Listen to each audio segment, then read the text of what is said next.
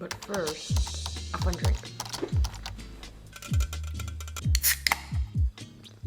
Alright, hello everybody, welcome back, or welcome if you're new here. I'm Jenica, and as you guys can probably tell by the title, we're going to be budgeting our paycheck today. And as a little background, I'm Jenica, as I said. I'm 27. I live around San Francisco, California, so pretty high cost of living. I have a joint car loan because we just bought a new car, me and my fiance, and I have student loans, or student loan, just a single one. We'll get a little bit more into details with that once we get to those sections, but kind of just a little bit of background about myself, where I'm at in life. We have a few savings goals, wedding, house down payment, pretty much it. With that said, let's go into the budget. So what I use is jenicag.com, or You Need a Budget, and this works really well for me because it is a zero-based budget, meaning every single dollar that you have has to go into a category. So I like how jenicag works, and I use that, and it works well with how me and my fiance also budget together. So getting right into it, I've already budgeted my money because I got it early this morning and I kind of had it on my budget, so I just did it, but I did record myself doing it so that we can talk about it together. So this week, or this paycheck, I got paid $2,309.84. This is with all my taxes taken out, which is like federal and California taxes, all of that. This doesn't include any of my like health insurance deductions or my FSA or my HSA and all of that, just because that hasn't been getting taken out yet because I'm not eligible until I think October 1st. So the next paycheck I'll get will probably have my real paychecks and what those really look like, because I haven't gotten a normal paycheck quite yet. The first one was only 1 week instead of 2 because of when I kind of started work during the pay period, and then these past 2 paychecks have been kind of not with my deductions in them yet. So we'll get a real total paycheck, not even really, because long story short, there's some things that I didn't apply for this year of 2025 that I do plan to take out for 2026. So it's gonna be a little weird. We'll see how it goes. But yeah, but as I said, for this paycheck, $2,309.84. So here we can see that the first thing I do is force splitting, which was $718.85.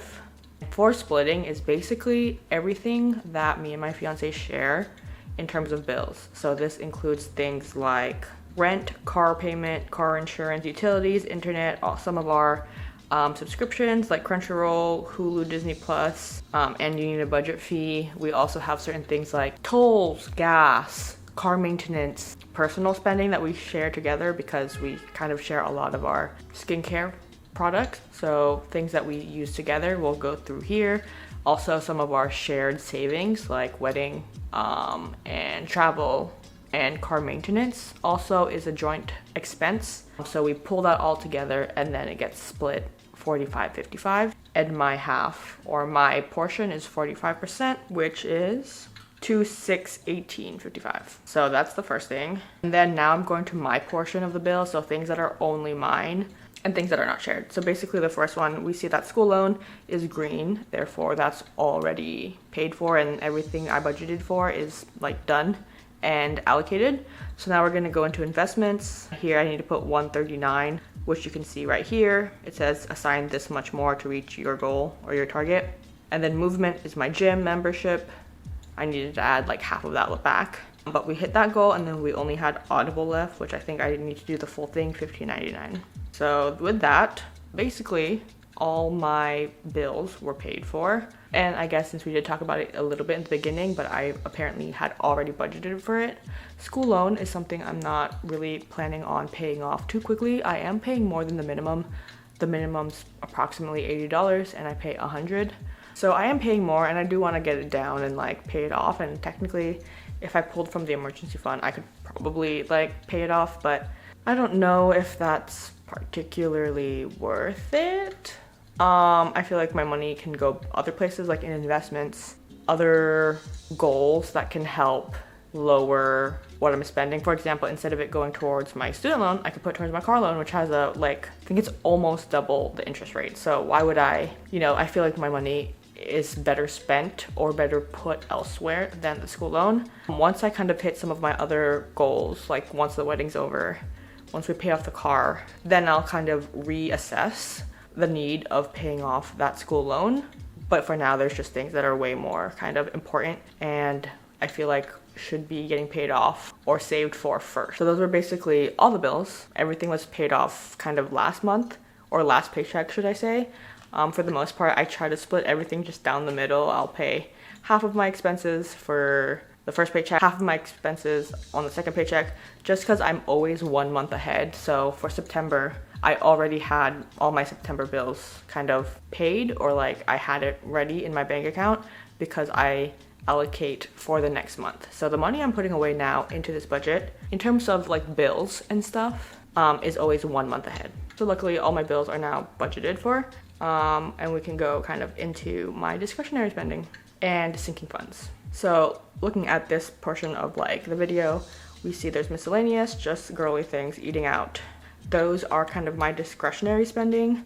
Miscellaneous is literally just anything else that is not within these budgets. Just girly things is like feminine products, makeup, clothes, and then eating out is just eating out. But for the most part, I put everything under miscellaneous just because I don't know if I'm going to spend for just girly things or if I am going to spend for eating out. I like having one big pot.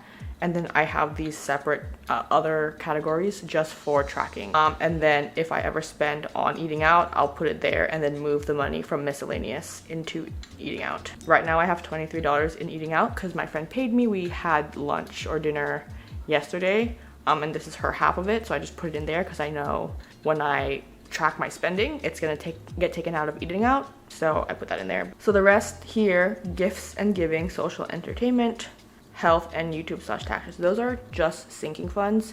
So I always put money towards it because for gifts and giving, there's always a birthday that month, or of course there's Christmas and holidays.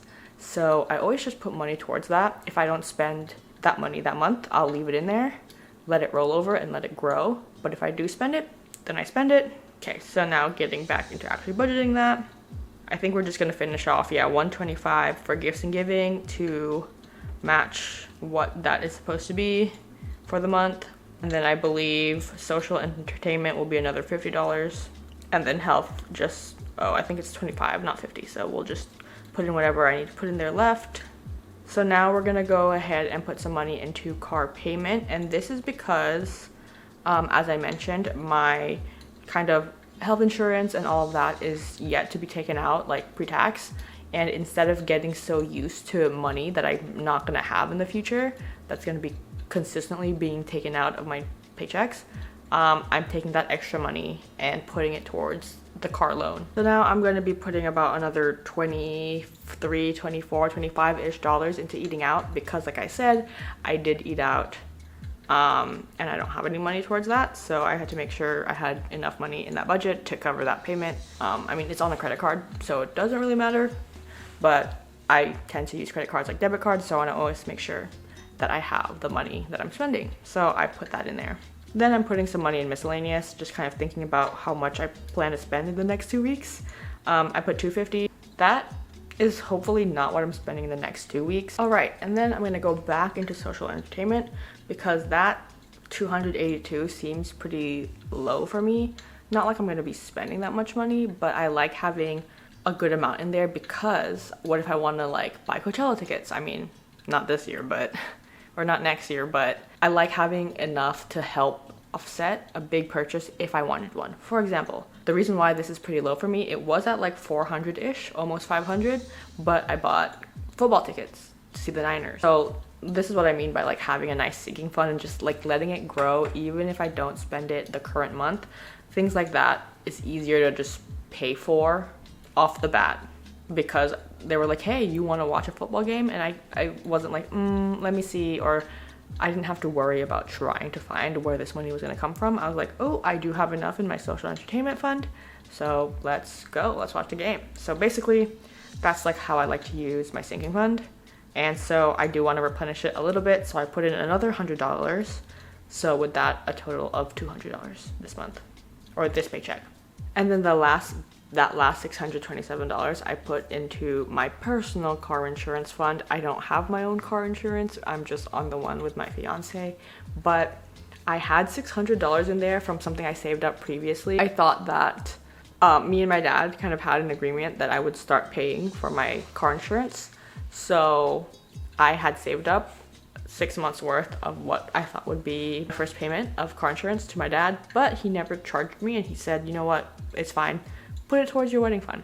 I never put it towards my wedding fund. I left it in my car insurance fund, and it was good that I did that because we got kind of sprung a car insurance payment. I thought it would have been in the next 6 months, but it was actually meant to be paid this month. Basically, we got insured in September. I thought we would get charged in March, but now that I think about it, it probably makes more sense that you'll get charged up front rather than like after that 6-month period, but I don't know why I was thinking that. So I used that money, that like $600-ish money, from my own personal car insurance fund to help pay that off, or to put towards that to pay it.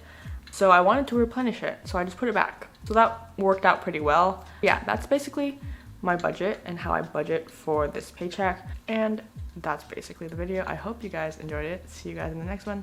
Bye.